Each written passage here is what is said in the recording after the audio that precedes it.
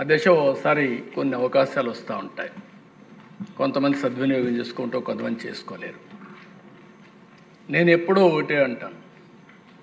ఈరోజు మీరు చూసే అధ్యక్ష first time Balayogi east Godavari జిల్లాలో పుట్టిన వ్యక్తి. ఆయన టాలెంట్ చూసాం. మీరు కూడా ఉన్నారు.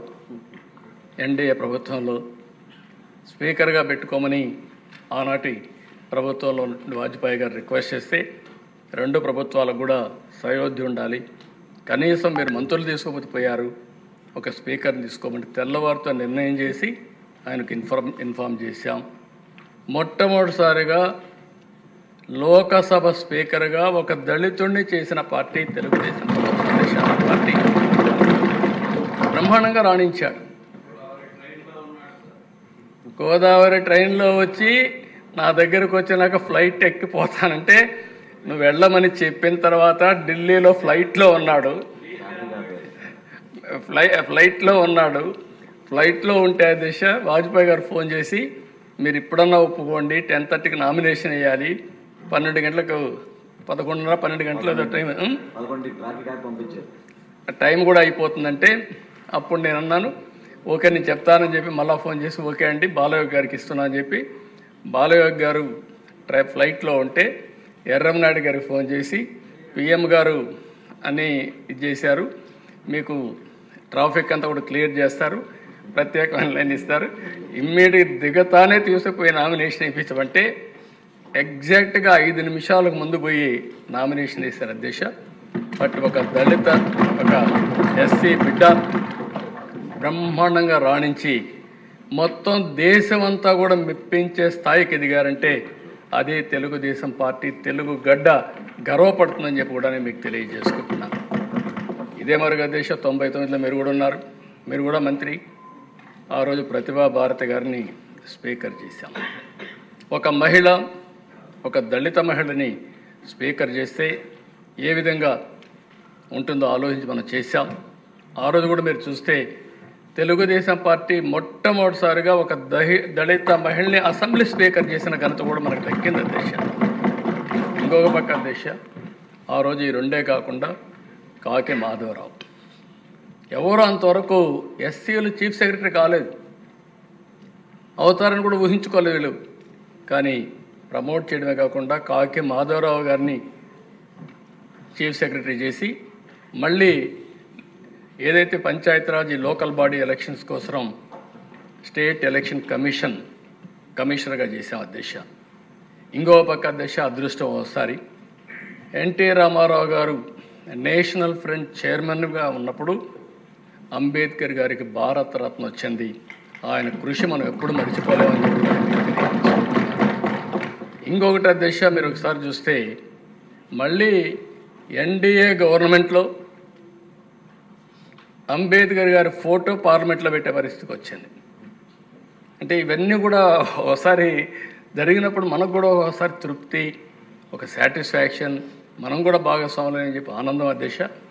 ఇంకో పక్క అధ్యక్ష కేఆర్ నారాయణన్, నేను యునైటెడ్ ఫ్రంట్ కన్వీనర్గా ఉన్నప్పుడు కేఆర్ నారాయణన్ గారిని ప్రపోజ్ చేసి ఒక ఎస్సీని రాష్ట్రపతి చేసిన ఘనత కూడా ఆ రోజు తెలుగుదేశం పార్టీకి యూఎఫ్కి దక్కింది అధ్యక్ష. అప్పుడు కాంగ్రెస్ కూడా సపోర్ట్ చేసే పరిస్థితికి వచ్చారు. అబ్దుల్ కలాం అధ్యక్ష, అబ్దుల్ కలాం గారిని ఈ దేశం ఎప్పుడూ గుర్తుపెట్టుకుంటుంది.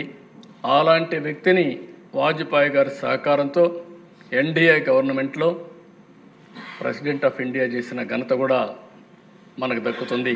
మన రోల్ ఉంది, దానికి గర్వపడుతున్నాం అధ్యక్ష. వీళ్లే కాకుండా అధ్యక్ష ఈరోజు నరేంద్ర మోడీ గారిని కూడా మీరు ఒకసారి ఆలోచిస్తే ప్రధానమంత్రిగా కోవింద్ గారిని, ఒక షెడ్యూల్ కులానికి సంబంధించిన వ్యక్తిని ప్రెసిడెంట్ ఆఫ్ ఇండియా చేశారు. ఈరోజు దేశ రాష్ట్రపతిగా ముర్ము గారిని ఈరోజు చేసే పరిస్థితి వచ్చారు. ఇవన్నిట్లో మనం భాగస్వాములు అయిన దానికి నాకెంతో ఆనందంగా ఉంది.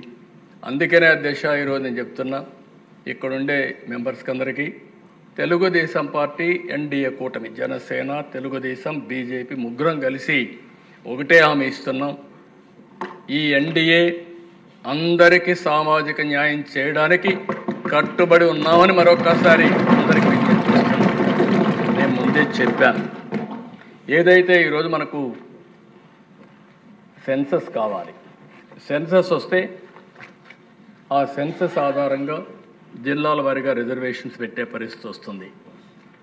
ఈరోజు మిశ్రా కమిషన్ కూడా ఒకటే చెప్పారు, government may take a view on this at an appropriate time after conduct of next census based upon national principles, quantifiable data and inter-sea backwardness.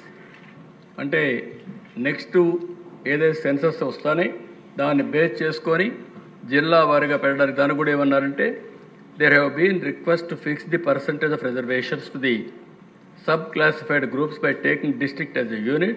There are 26 districts in the state at present and Commission would not like to make any announcement in this matter because there is no proper census. కాబట్టి proper census వచ్చిన తర్వాత మేము కట్టుబడి ఉన్నాం, దానికి ఎట్టి పరిస్థితుల్లో కూడా న్యాయం చేస్తాం.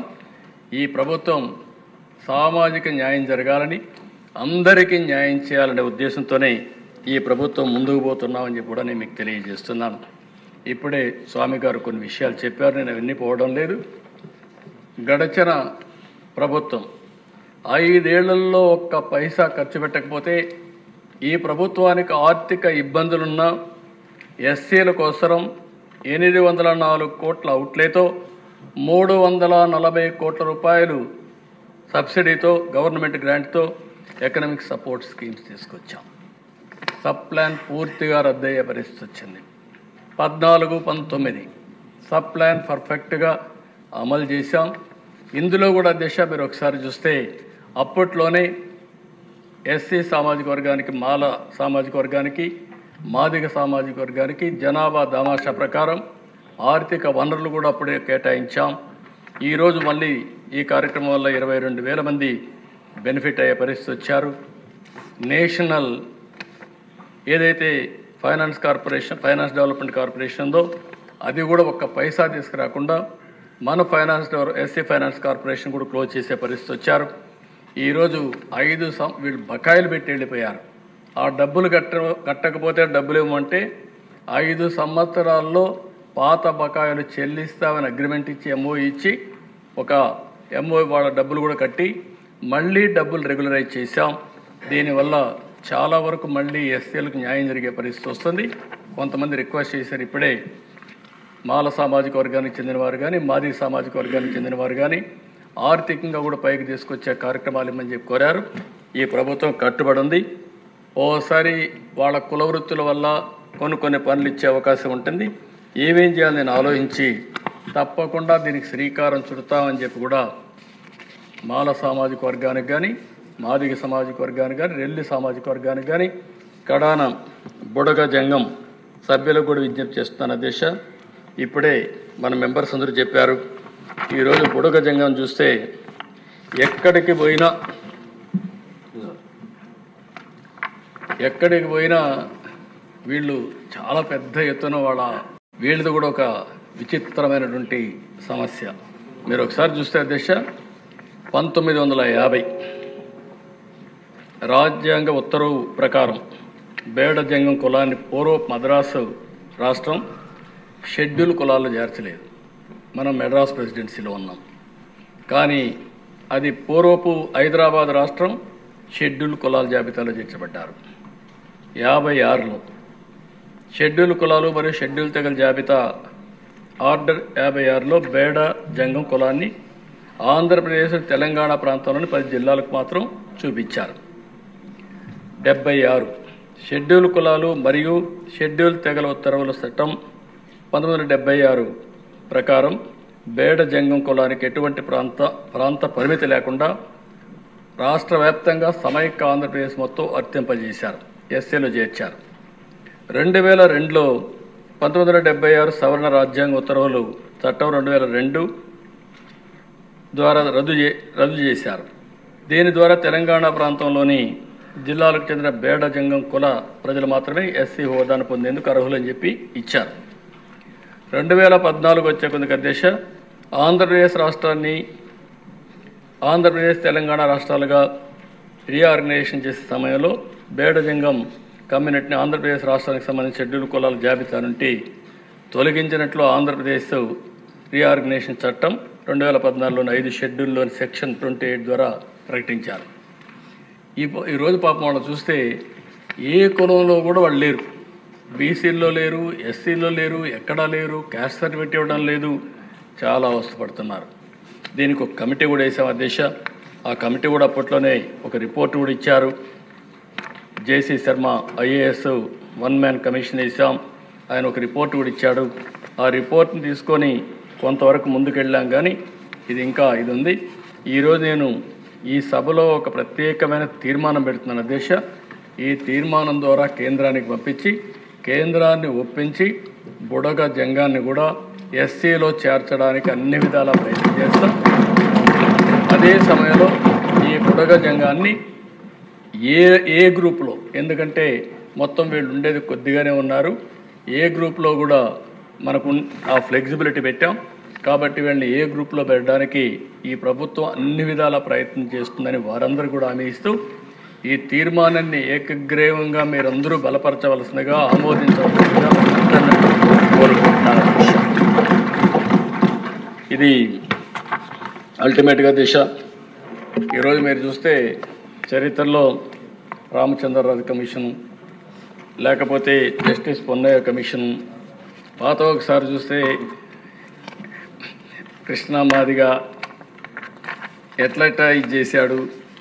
నారావారిపల్లి సీఎం ఇంటి నుండే మాదిగ పాదయాత్ర, అక్కడికి పోయి మా తల్లి దగ్గర మెమరాండం ఇచ్చి ఆవిడ ఆశీర్వాదాలు తీసుకొని బ్లెస్సింగ్స్ తీసుకొని అక్కడి నుంచి ప్రారంభించడం, ఇవన్నీ చూసినప్పుడు అధ్యక్ష ఓసారి చాలా ఎమోషన్ గురవుతాం చరిత్రలో. I have done, but